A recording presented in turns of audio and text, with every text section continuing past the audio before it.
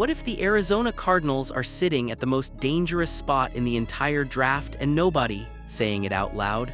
No elite quarterback, no clear superstar, just pressure and a history of getting this exact moment completely wrong. One decision here could define everything. And the direction they're leaning might shock you. What if the Arizona Cardinals are about to walk straight into the same trap again? Sitting at the number 3 pick sounds like a dream, but this year, it's a nightmare. No locked-in franchise quarterback, no can't-miss offensive tackle, just uncertainty and pressure building from every direction. And that's exactly where things start to feel uncomfortable for Cardinals fans because we've seen this before. When the board doesn't fall your way, teams start getting creative. They start convincing themselves that versatility is elite, that a hybrid defender can change everything, that this time it's different. But in Arizona, that story hasn't ended well. From Isaiah Simmons to Zaven Collins, even going back to Dion Buchanan, the idea always sounded better than the reality. Tweener players, no true position, flashes of talent, but never full control of a defense. And now it's happening again. The buzz is building around a name most fans are just starting to hear: Arlo Reese out of Ohio State. A chess piece, a defender who can do a little bit of everything, line up anywhere, disrupt in multiple ways. On paper, it sounds like exactly what modern NFL defenses want. And to be fair, Reese might actually be different. He's got real pass rush juice, explosiveness, physical tools that scouts are calling elite. Some even believe he's the best overall talent in the entire draft. But that's where the tension kicks in. Because taking him means passing on safer, more traditional building blocks. It means betting again on projection over certainty, on upside over proven role, and for a team that's still trying to rebuild its identity, that's a massive gamble. This isn't just about one pick. It's about whether the Cardinals have learned anything from their past, or if they're about to repeat it under a new name. Because if Reese isn't different, this could unravel faster than anyone expects. What if the Arizona Cardinals already know they're not taking a quarterback at number 3, and that decision quietly shapes their entire future? Because while everyone's focused on the top of the draft, the real move might come later, and it might be even riskier. Instead of forcing a pick early, the Cardinals appear willing to wait, to sit back, to let the board fall and target a quarterback in the second round. And that's where things start to get interesting and a little uncomfortable. The name gaining traction: Ty Simpson out of Alabama. On the surface, there's a lot to like. He's smart, processes defenses quickly, comes from a high-level program. When you watch the film, there are flashes, tight window throws, good decision-making, moments where he looks completely in control, the kind of traits coaches believe they can build around. But then you look deeper, and the risk becomes impossible to ignore. Simpson has barely played, around 15 career starts, that's it. And history hasn't been kind to quarterbacks with that little experience. Names like Dwayne Haskins and Mitchell Trubisky come up, and not in a good way. Quarterbacks who showed promise got pushed up draft boards and never fully developed at the NFL level. And then there's the physical profile. He's not the prototype, not a dominant runner, not overwhelmingly big, which means if he's going to succeed, it has to come from timing, processing, and system fit. Everything has to be right. That's where this becomes a true gamble. Because if the Cardinals get it right, they steal a quarterback without spending a top 3 pick. They look patient, calculated, smart. But if they're wrong, they pass on elite talent early and walk away without a real answer at the most important position in football. And suddenly, the entire draft starts to feel different. Because if Simpson isn't the answer, the Cardinals may have just delayed their rebuild without even realizing it.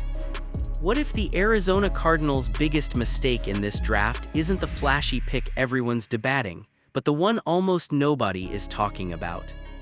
Because while all the attention is on quarterback and defense, there's a quieter issue sitting right in front of them, and it could derail everything. The offensive line. More specifically, the tackle position. It's not a new problem, it's been lingering, and coming into this draft, it felt like the perfect opportunity to fix it. A top 3 pick gives you access to elite protection, someone who can anchor your offense for the next decade, someone who keeps your quarterback upright and your entire system functional. But this year, that option just isn't there. There's no clear, can't-miss tackle worth taking that high.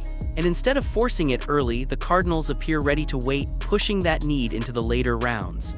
That's where a name like Caleb Tiernan enters the picture, a massive, intriguing prospect with versatility and experience on both sides of the line. On paper, it makes sense. Size, intelligence, flexibility, the kind of player you can develop, the kind of player who could become a long-term starter. But that word "could" is where the risk starts creeping in. Because Tiernan isn't viewed as a day-one difference maker.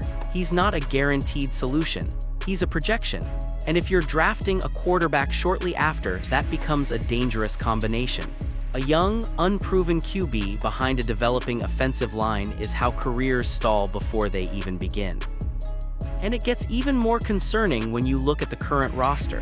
The competition at tackle isn't exactly locked down, which means Tiernan might be forced into action earlier than expected, not because he's ready, but because they need him to be. That's how small risks turn into big problems. Because if the protection fails, everything else collapses with it. And if this gamble doesn't pay off, the Cardinals might have just put their entire offense in danger before it even starts.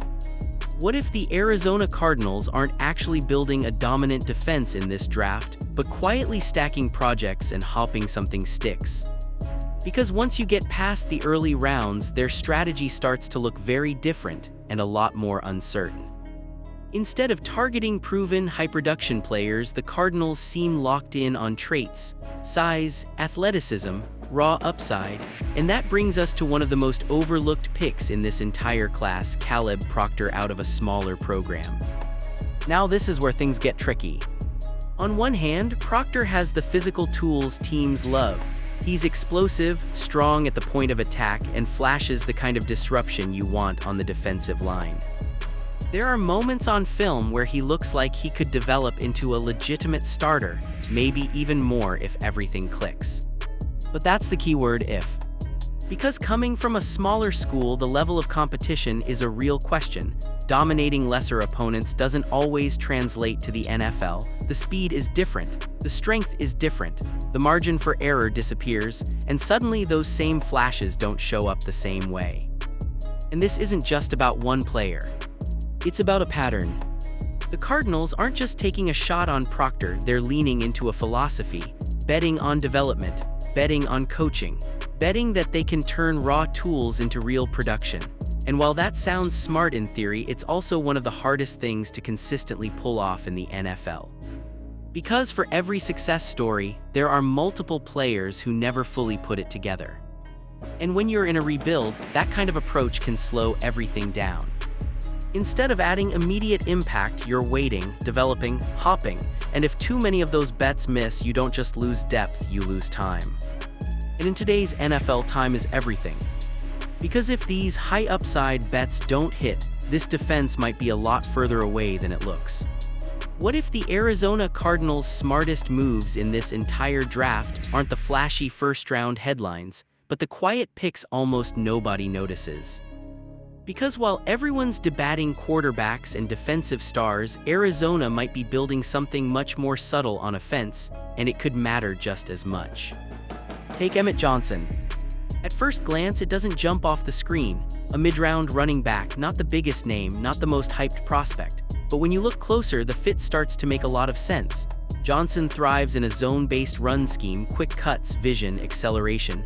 The exact style that offensive coordinator Mike LaFleur wants to establish. And that's where it gets interesting. Because this isn't about replacing the current backfield, it's about complementing it. You already have physical runners like James Conner and Tyler Allgeier. What Johnson brings is something different. Change of pace, explosiveness, the ability to hit a gap and turn a small crease into a big play. It's the kind of addition that doesn't dominate headlines, but shows up on Sundays. And then there's the offensive line depth, another move that might go under the radar. Pat Coogan.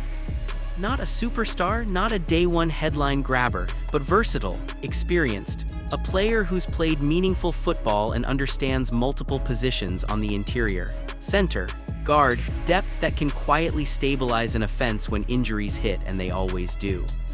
That's the part most fans overlook.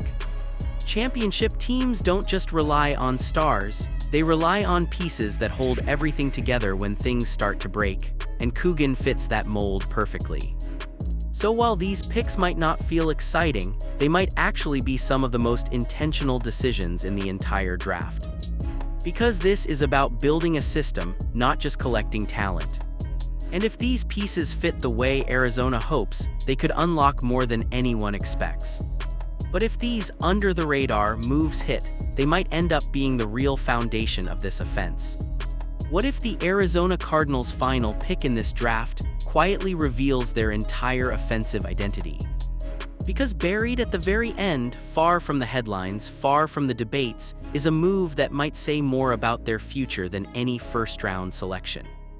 Xavier Thomas. On paper, it looks simple. A late-round flyer, a depth-wide receiver, maybe even just a special teams addition. But when you look closer, this pick starts to feel very intentional. 4.28 speed. That's not normal, that's game-breaking.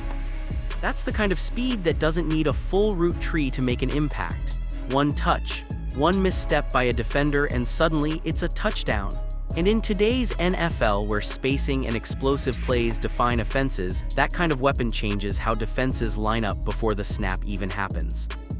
But here where it gets interesting. This isn't just about adding speed, it's about how that speed gets used. Under offensive coordinator Mike LaFleur, there's a clear emphasis on movement, misdirection, and creating easy opportunities for playmakers. Jet sweeps, motion packages, quick touches that turn into big gains, and a player like Thomas fits perfectly into that vision. He doesn't need to be a WR1. He just needs to be dangerous. And that's the shift the Cardinals might be signaling, not just building around traditional stars, but stacking speed, versatility, and unpredictability. Players who can stress a defense in different ways, even if they aren't complete, polished prospects yet. But of course there's risk. Because players like Thomas often come with limitations: route running, physicality, consistency. If he can't expand his game beyond just speed, defenses will adjust. The element of surprise fades quickly in the NFL. So now it becomes a question of development and creativity. Can the Cardinals actually unlock what he does best? Or does he become just another what if buried on the depth chart? Because if they get this right, it won't just be a late-round steal. It'll be a glimpse into the future of their offense. And if that vision actually works, this entire draft might look very different a year from now. What if the Arizona Cardinals didn't just have a decent draft, but made a series of decisions that will either quietly build a contender or completely stall their rebuild? Because when you zoom out, this isn't about one pick, it's about a pattern. No aggressive trade-ups, no desperate reach for a quarterback early, no flashy headline-grabbing moves to win the moment.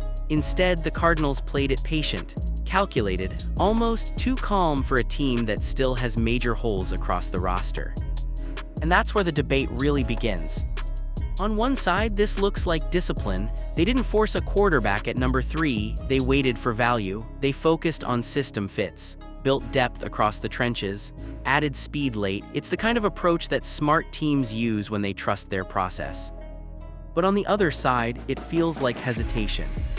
Because while they waited, they also passed on higher certainty, passed on immediate impact players, passed on the chance to define their identity early in the draft, and instead they leaned heavily on development, on the idea that coaching can unlock potential across multiple positions. That's a risky bet in today's NFL.